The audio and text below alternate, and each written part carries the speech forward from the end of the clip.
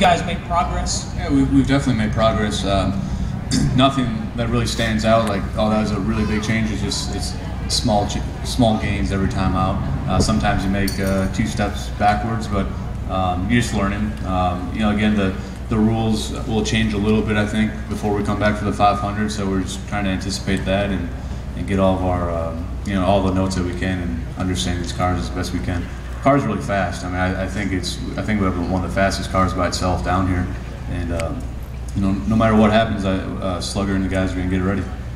Trevor, we've talked a lot, in fact, on speed the past 2 days about all the different changes, smaller spoilers and softer springs, cooling things are different.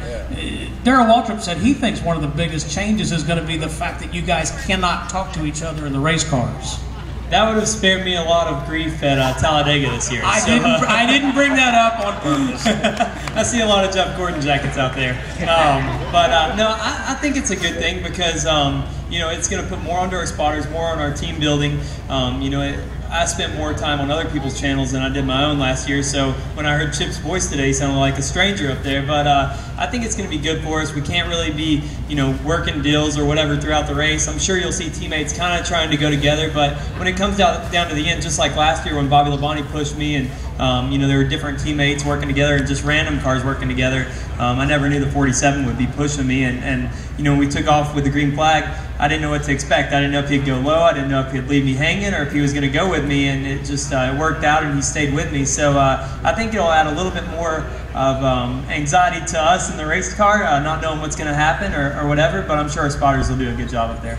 Trevor, I want to ask you this before we go on. I was thinking about this looking at your hat. I mean, that number 21 car is so famous, and Glenn Wood is going to be inducted into the Hall of Fame next week in Charlotte at the NASCAR Hall of Fame. And Glenn's kind of a low-key guy, the entire family is, but give these folks an idea of what Glenn Wood, what kind of a man he is, because he's, like I said, he's low-key, but he's more than just a history of the sport. He really is, and his story's coming on tonight on Speed at 8 o'clock, so everybody have to check that out. And the first time I watched it, I really learned a lot about the family and what Glenn stood for, and what Leonard and Delano and Rayleigh and all the brothers that started the team, they really stood for something different, and they were just racers. They were people that weren't here for the fame or the glory or to be on TV, but they started it because they loved to go fast and they liked to race.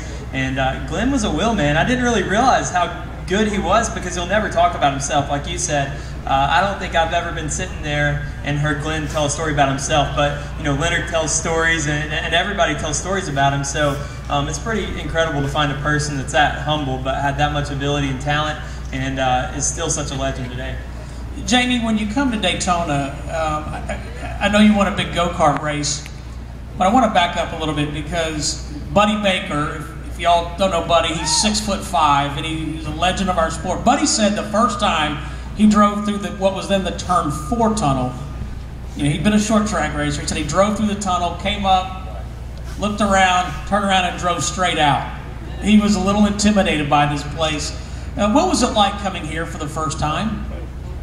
Wow, for me, I came here when I was maybe 12 for the first time, and it was to race go-karts. So it's the same thing. What I remember about coming here the first time is when you come here for go-karting, it's like a fight to get in the garage first, and it's not by points, it's not organized, it's very chaotic. And I remember my dad waking us up at like 4 in the morning, and my mom being really excited about it, and getting in the car and waiting in the parking lot out there to come in. So I couldn't see it when I came in the first time because it was still dark outside. But this is a place that's really special to win at.